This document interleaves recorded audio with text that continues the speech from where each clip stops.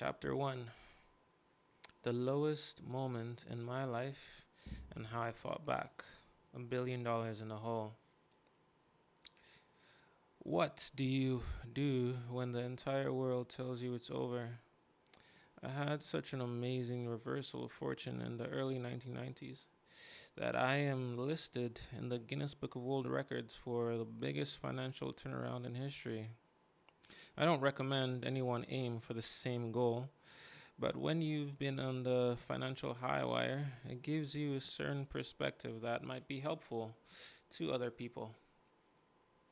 It's been said that what makes me accessible to people, aside from the apprentice show, it's been said that what makes me accessible to people, aside from the apprentice showing how I operate in the business world, is that I've faced tremendous adversity. It's something just about everyone can relate to. The difference may be in the amount of zeros after the numbers, but the point is, people can relate to difficulties. I don't think anyone gets away with a challenge free life experience. As one writer described the journey of life, no one gets out of this alive. That's a bit existential, but when you're down a few $1 billion in the red, it can make you think in new dimensions. My situation in the early 1990s wasn't looking great. I had billions in loans I couldn't pay, and I had personally guaranteed 975 million of that debt. I could easily have gone bankrupt. This shouldn't surprise anyone because I'd always done things in a big way. And so it follows that my highs would be followed by a suitably low low. That was a tremendous low. The banks were after me. People avoided me. There was a recession and the real estate market was almost non existent. This was not a good scenario. Then, in March of 1991, both the Wall Street Journal and the New York Times ran front page stories on the same day detailing my predicament and the total financial ruin that would happen any moment. The radio stations got the story, and the loss of my empire was big news around the world. They were sure I was finished. It would have made a fantastic story, except that it wasn't happening to me. That was the lowest moment I had yet encountered in my life. The phones in my office weren't even quiet, which had never happened before. In fact, I suddenly had a lot of quiet time to think, and I reviewed the situation objectively. It had become clear to me part of what got me in this situation was that I had lost perspective and started to believe the news stories about me having the Midas touch when it came to business.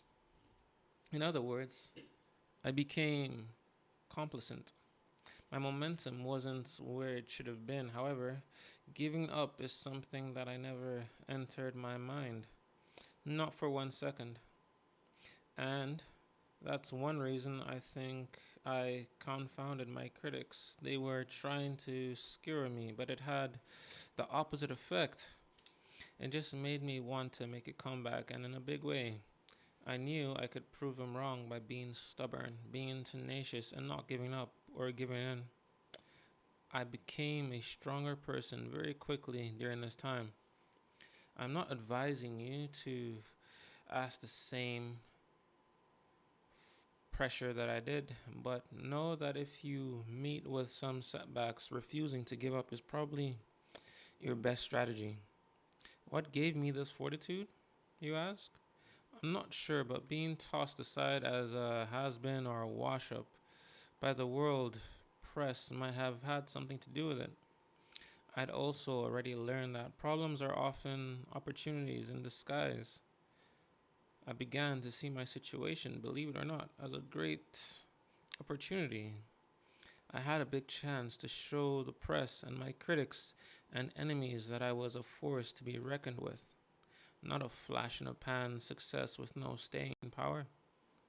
That's a heady incentive, and that's looking at the situation positively. Then there was a turning point, and that turning point was my attitude. My accountants still remember the night they were in the conference room until all hours in the woe is us mode. And I suddenly walked in to tell them about the new projects I had lined up for us. There were a lot of projects, and they were big deals. I was in an exuberant mood, and my descriptions were colorful and optimistic. They thought I had cracked, that maybe I was beginning to hallucinate from the pressure. But I had reached a point where I knew it was time to move forward. It wasn't an act I put on, I was ready. All this financial pressure would be behind us in such a short amount of time, I told them. I believed it too. As it turns out, that was indeed the turning point. All of us decided to focus on the solution and not the problem right then. There's another important lesson in here. Focus on the solution, not the problem. It's odd, but in retrospect, I think having a near wipeout made me a better businessman and certainly a better entrepreneur. I really had to think out of the box in ways to keep from being buried alive. I also relied on something I'd like to discuss here: positive thinking. Believe me, it works. It got me to where I am today, which is far richer and more successful than I was before. The reversal started for me in the 1990s. Did I ever think I'd be in the Guinness Book of World Records? No. Am I, though, because of this reversal? I am because of this reversal. It's a fact I'm proud of. Adversity works that way sometimes. Let it work to your advantage. Make it happen in your life, okay? Coach Trump says. A lot of success depends on how well you can handle pressure. It may seem like a hard fact of life, and it is, but there is something you can do about it. Envision yourself as victorious. Focus on that instead of your nagging doubts and fears. Focus on objective insights and solutions. Pressure can diminish and disappear when you cobble it with a positive attitude. Even when you don't feel indomitable, act that way for a while. It helps.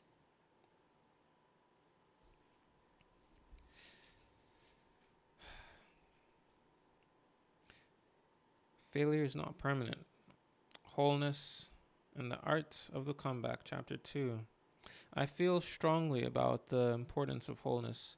It's a combination of all the components of life that make us healthy, happy, and productive. To my mind, the opposite of wholeness is failure. If it happens, and sometimes it does, the best remedy is to move forward.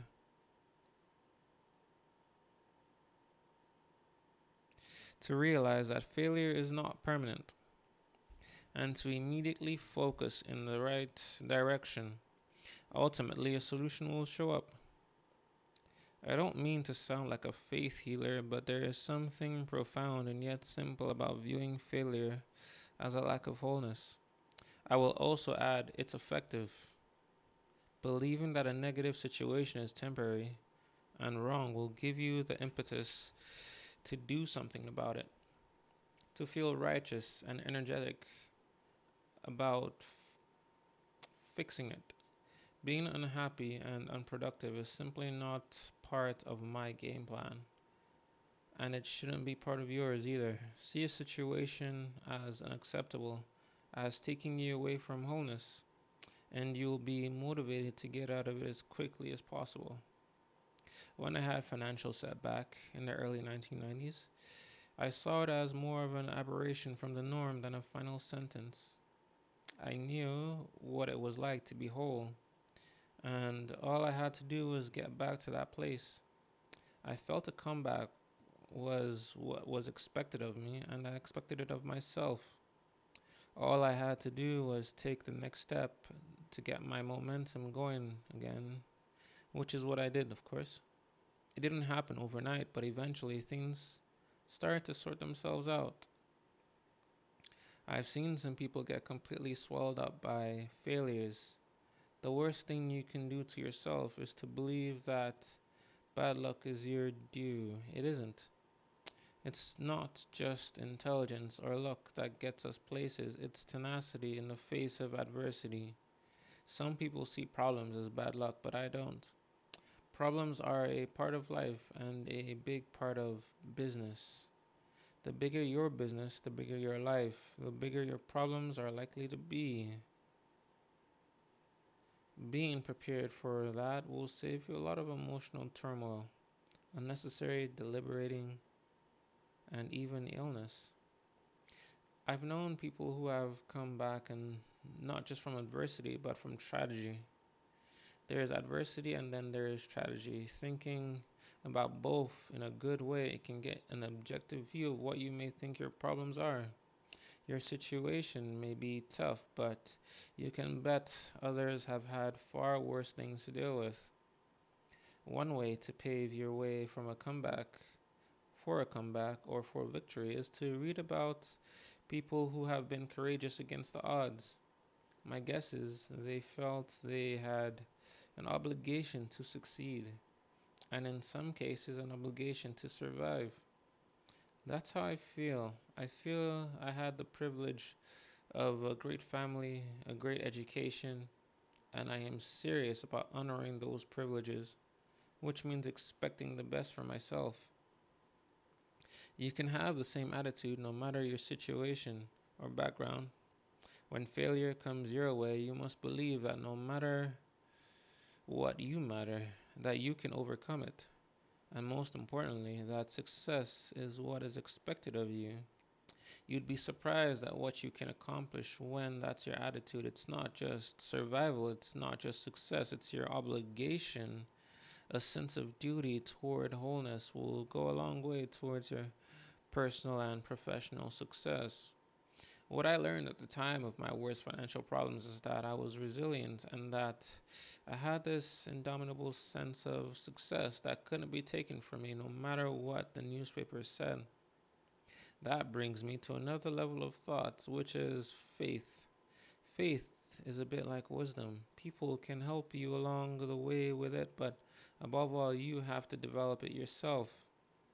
Faith in yourself can prove to be a very powerful force. Work on it daily.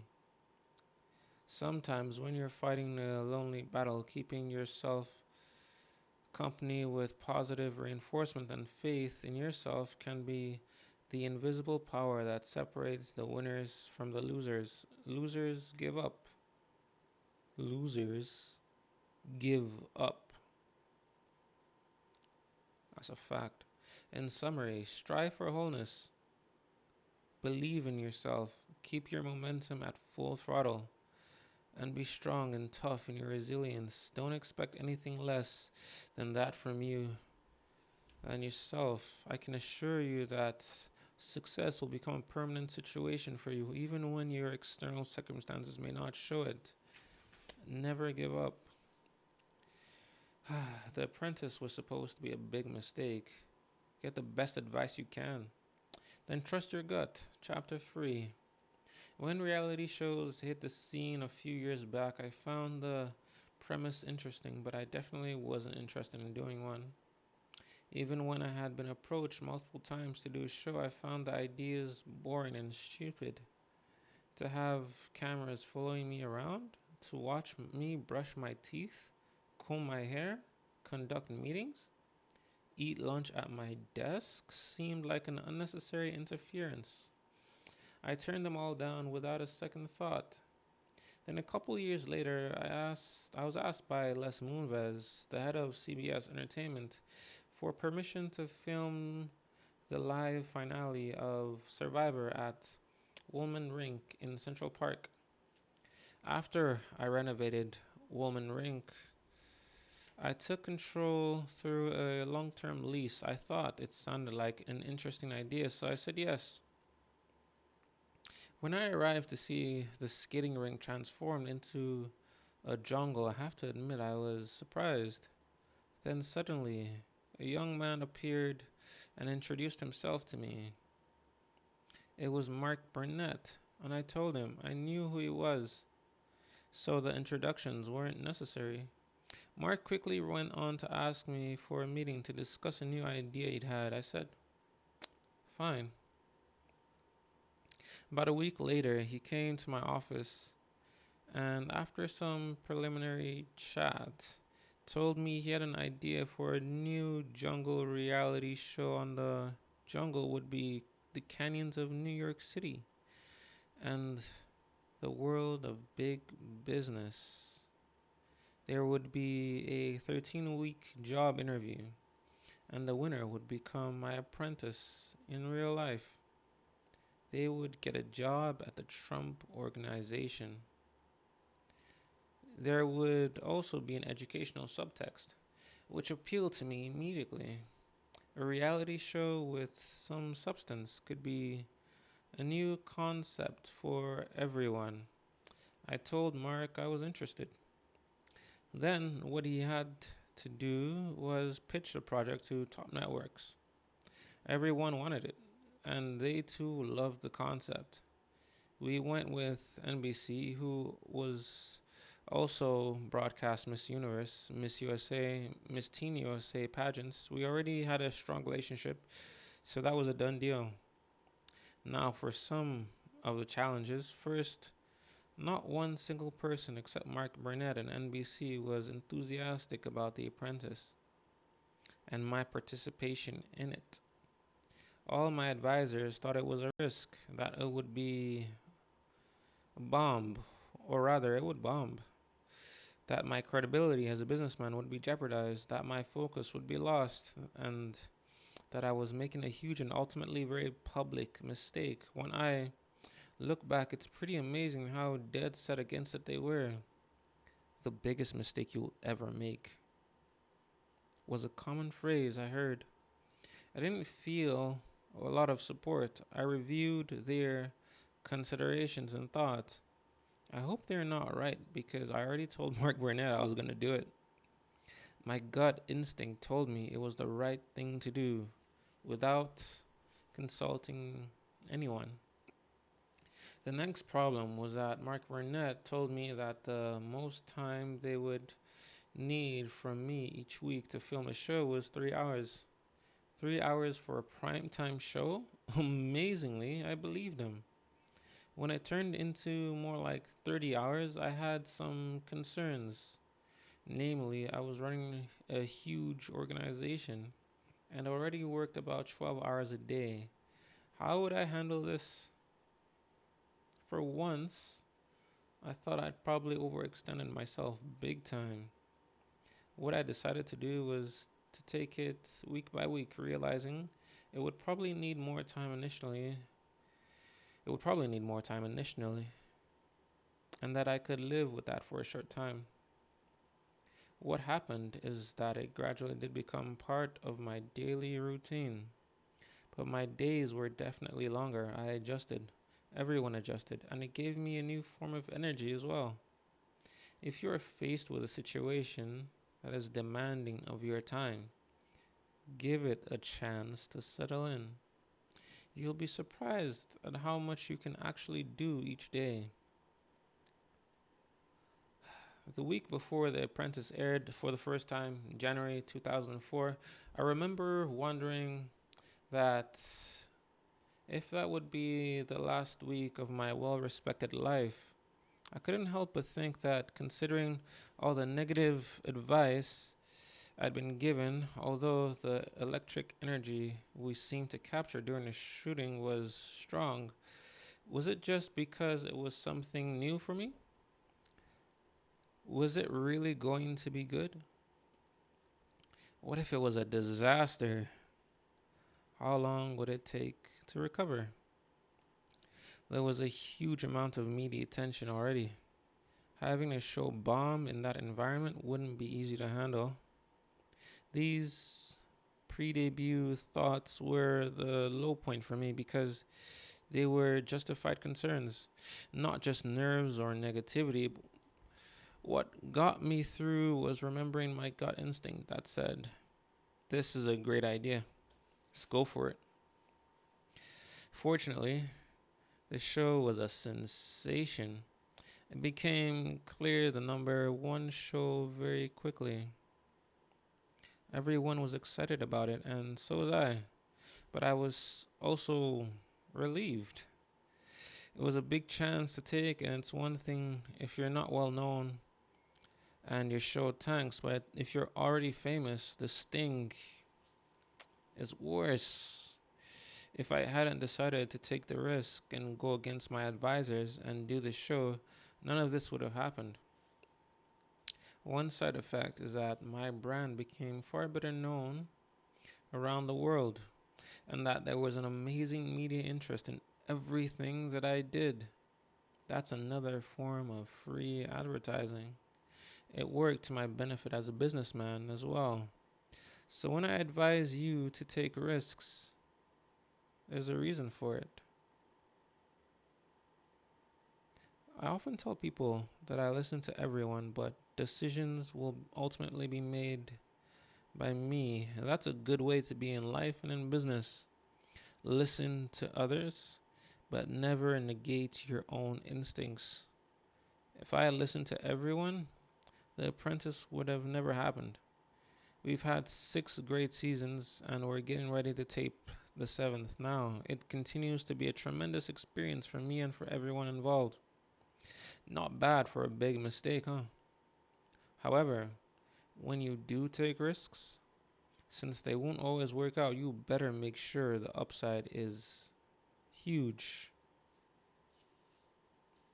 Coach Trump gives advice on how to make it happen in life. Is this a blip or a catastrophe? Be prepared for things that happen outside your game plan. Chapter 4. We've already heard of the Chicago Sun-Times. What you might not know is that they had the best site in the city, right on the river at North Wabash, next to the landmark at Wrigley Building.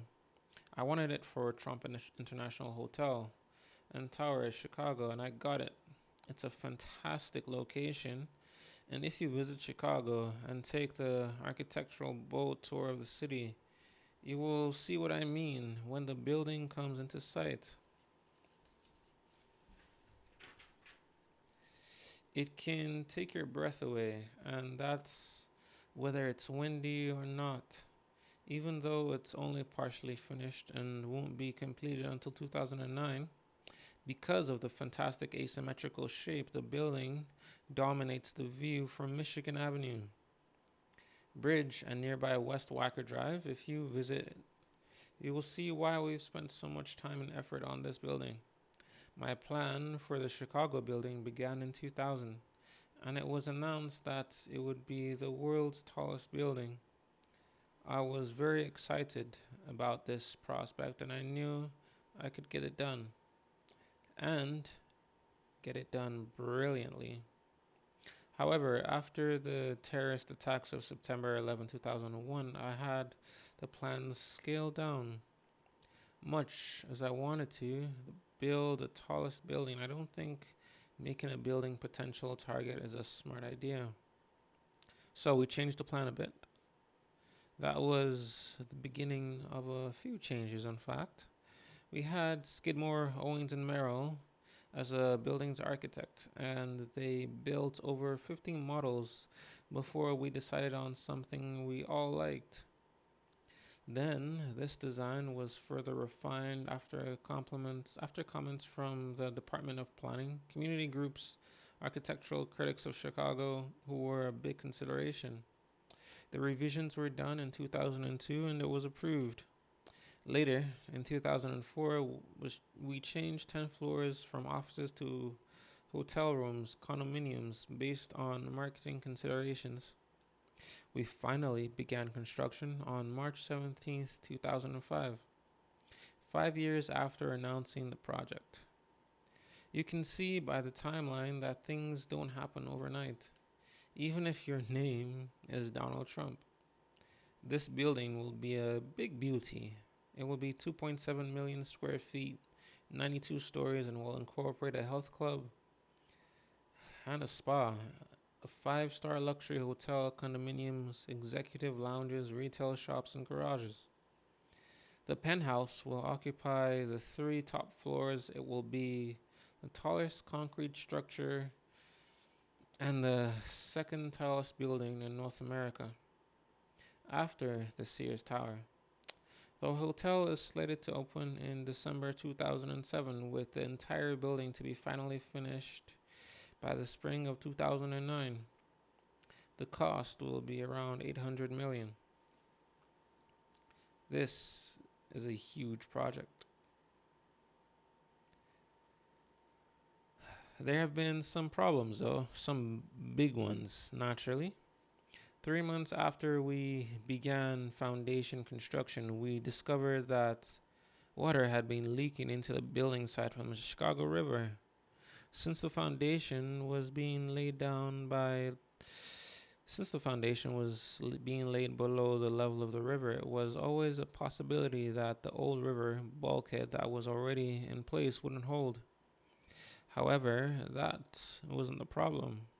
Water was coming in through the corner where the bulkhead and the Wabash Avenue bridge meet. This could be a serious problem.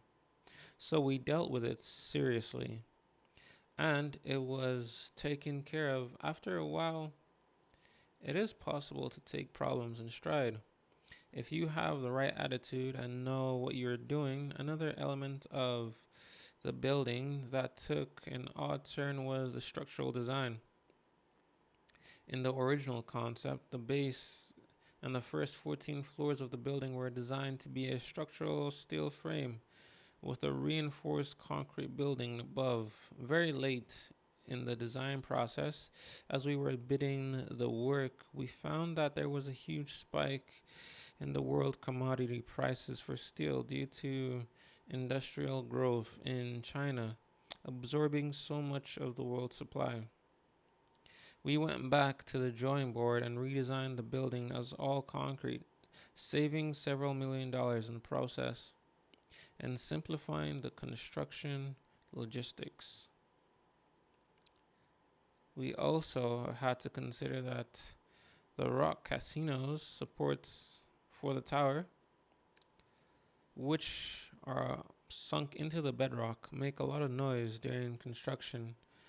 We had hoped our Chicago neighbors could put up with a 241 of them being pounded into the bedrock. About a fourth of the supports had to go down 110 feet into the limestone, so you can see that this alone was a tremendous project. We got it done and didn't make too many enemies in the process because each of the columns carries 14 million pounds. The support system had to be carefully and meticulously thought out and implemented. We had another problem though. Much earlier in the game, we were lost out on a partner, Conrad Black, and the Chicago Sun-Times to a corporate scandal and indictment. And I hope he has, and I hope he hangs though, like he's been through a lot. We made a deal to buy out their interest in the project. More recently, we lost our architect, Skid Moore, Owings and Merrill. When he resigned from the company, these can be big losses. But you know what? We just dealt with them and kept moving forward. We are prepared for problems along the way and, like good soldiers, just keep going. As a general, I have to admit and take responsibility for the fact that things work out as they will, no matter how prepared you are. But we still do our best to plan and focus. Then have to be resiliency to immediately regroup from setbacks. Our plans and our resolve were strong enough to continue our work without giving in to any interruptions. There are bright sides to things too. For example, we saved over $1 million by reusing old river bulkhead from the Sun Times building. We were pleasantly surprised to discover that We had less site cleanup because the newspaper had switched the soy based ink from petroleum based ink back in the 1970s. So there was much less ground pollution than we had expected. Sometimes, when you start thinking about all the problems you've got, it's a good idea to focus a little on some of the positives in the situation. So, when things happen that might be outside the outline your game plan is created from, ask yourself this: is this a blip or is it a catastrophe? We had some blips along the way with our Chicago building, and we probably have a couple more, but it's still been a fantastic development and experience. Will you face problems when you tackle something big? Yes. Will you let them derail you? Absolutely should not. Let your passion for your work carry you through all the setbacks they can throw at you, be it wind, water, resignations, scandals, whatever you can prevail. Your insurance for overcoming these perils is free.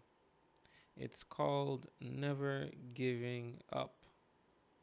After a while, it is possible to take problems in stride.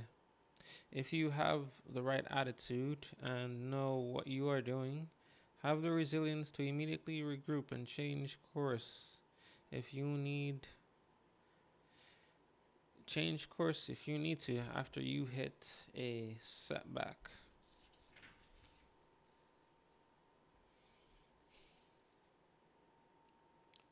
I love a good fight. The Trump Soho Hotel Condominium. Chapter 5. Soho has been a chic neighborhood for some years now, and I waited a long time to enter it as a developer. I knew it'd be a fight to get anything going there because most of Soho is made up of low rise buildings and is subject to strict zoning laws. I doubt if any of you would think or refer to Soho as a manufacturing center, but for historical reasons, that's how much of it is zoned. So, building a residential structure in the locations where I wanted is not permitted. However, you can build a hotel there. When I learned that, I decided to build a condominium hotel in Soho, a tall one. Soho is considered a mecca for art, film, and fashion buffs, with over 250 art galleries, 100 designer stores, and over 200 restaurants. In other words, it's a great area to visit and even greater area to stay. I believe Soho deserved and was ready for a first rate 21st century hotel. The 45-story, $450 million tower I'd hoped to build with my partners, Bayrock Group and the Sapper organization, was, of course, met with a fury of opposition from local community activists and the politicians that represent them. I wouldn't let that stop us. I announced my intention on June 6, 2006, on The Apprentice, despite everything that ensued.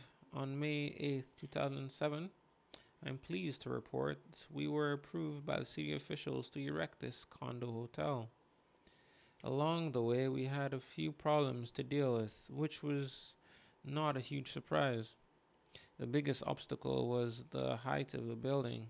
Soho is a low rise neighborhood, and this project would significantly alter the skyline. It would be the tallest building between Midtown and the financial district. It's not that Soho isn't zoned for tall buildings, it is, but no one has ever been built. We wanted to change that. There was air rights laws, the right to build higher, already in place that made it perfectly legal to build a high rise. In fact, we added several floors to the hotel by design by buying the air rights from the neighborhood properties.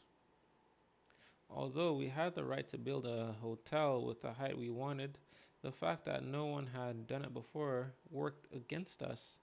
This project was the first time New Yorkers City's Department of Buildings had to consider a condominium hotel in one of New York City's manufacturing districts, which do not permit residential use.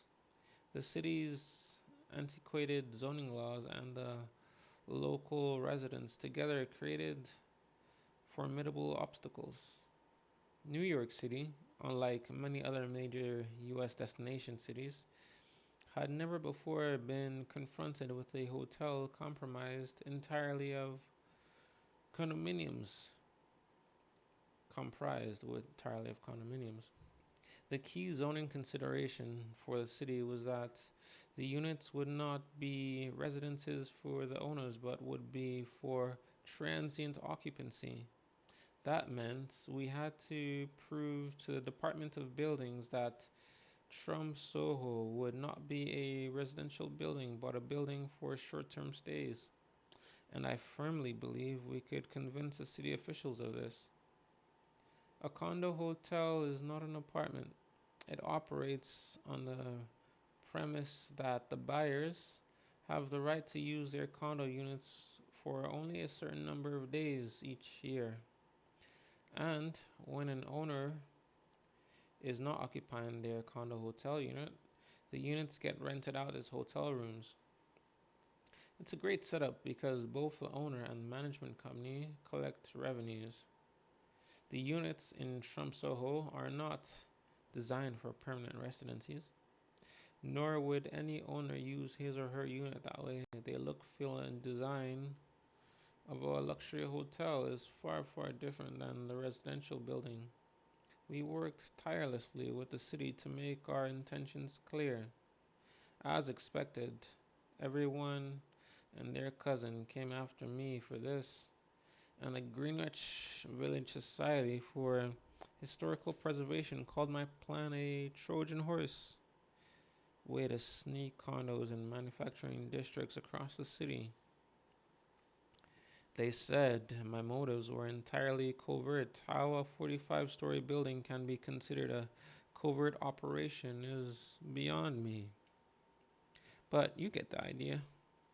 There were demonstrations and neighborhood alliances that made it clear that I would not be receiving a warm welcome. So, what else is new? Meanwhile, the silent majority of the neighborhood actually supported the project and saw it for what it was, a major attraction for tourism and business. The project will significantly improve a neighborhood that had artificially suppressed for years as a result of its antiquated manufacturing zoning. Despite the very local minority, I wasn't about to be slowed down. We started excavation in 2006, even though we had not yet received approval to build above ground. Then another problem arose. In December, the excavating contracts came across some human remains that were later determined to be about a century old. We immediately and voluntarily halted work. The police arrived and the city ordered us to stop work on the lot altogether. This may not have been legal, but we agreed. We then hired a team of archaeologists to excavate and identify the remains. At this point, what we didn't need was more publicity while waiting for approval. But of course, it made the news. And one director of a city preservation society quipped that we should rename the project Trump Condo Hotel and Mausoleum. It was always something, isn't it?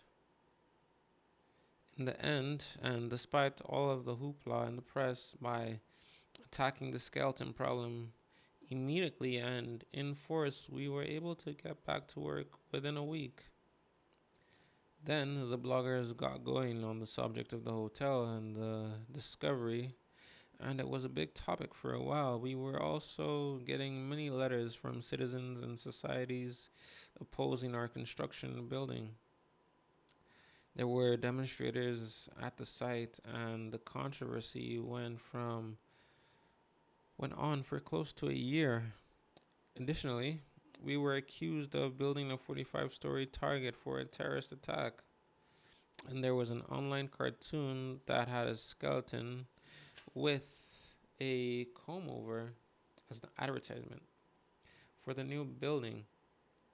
One thing for certain is that all of New York and all New Yorkers knew I was building a new building. Someone once said I was a great promoter, but sometimes I don't have to do a thing to get attention. The hits kept coming, and it felt like being in the eye of a hurricane, but it made us solid and stronger in our mission. At one point, someone got a hold of some of our early drafts of marketing materials, mentioning that the units would be a great residential opportunity, which had created a political and activist firestorm. However, we stayed focused on what we wanted to get approval. We knew we couldn't change the zoning, nor could we build under the existing zoning if the building was characterized as residential. So we were focused on proving to the city that the building was not residential and that we could proceed within the existing zoning laws. We showed the city that we had specific constraints regarding occupancy that were very clear. My team ended up negotiating with the city for months over a 6 page restrictive declaration, which included many hour-long sessions where the city officials would analyze and critique every comma in that document. Literally, we were airtight and list we were airtight and transparent in what was being offered. Our condo plan published everything in black and white. Nothing was hidden. As a result, we finally got approval. Our proposed building was absolutely nothing within zoning laws of Zoho, and no one could argue otherwise. Our proposed building was absolutely within zoning laws of Soho, and no one could argue otherwise. My father had always said, know everything you can about what you're doing, and that's the advice I followed. Every adversity served as fuel in what had become a fight of city-sized proportions. As of today, the Trump Soho project is going along beautifully. Both Don Jr. and Ivanka are working on it with me and my partners, as did Sean Zabek and The Apprentice Season 5 winner, Julie Schwartz of Bayrock as well. It's going to be a wonderful, elegant, and tasteful addition to the Soho neighborhood. There will be a 25,000 square foot of commercial space that will include a top-notch restaurant, 75,000 square foot spa, and a 12,000 square foot conference center. And there will also be a 360-degree view from the 12th floor up. We'll have a stunning year-round pool with full-service private cabanas and private library, a cafe, bar, restaurant. I can guarantee you that my Soho neighbors are going to love it. Eventually, it will enhance their property value for one, because it's going to be a beauty. Be sure to visit the famous manufacturing district of Soho when you come to New York and take a look. Soho caused perhaps a few more problems than expected, but it was all in a year's work to us. That's big city business. We are all big enough to handle it. Be sure you have the same attitude. It will save you a lot of unnecessary anxiety. Adversity is a fact of life, Coach Trump says. Chances are that you will never wake up to an adversity-free day. Accept this as a challenge rather than a disappointment. Be bigger than the problems. Be ready to fight for your rights, and all will be well.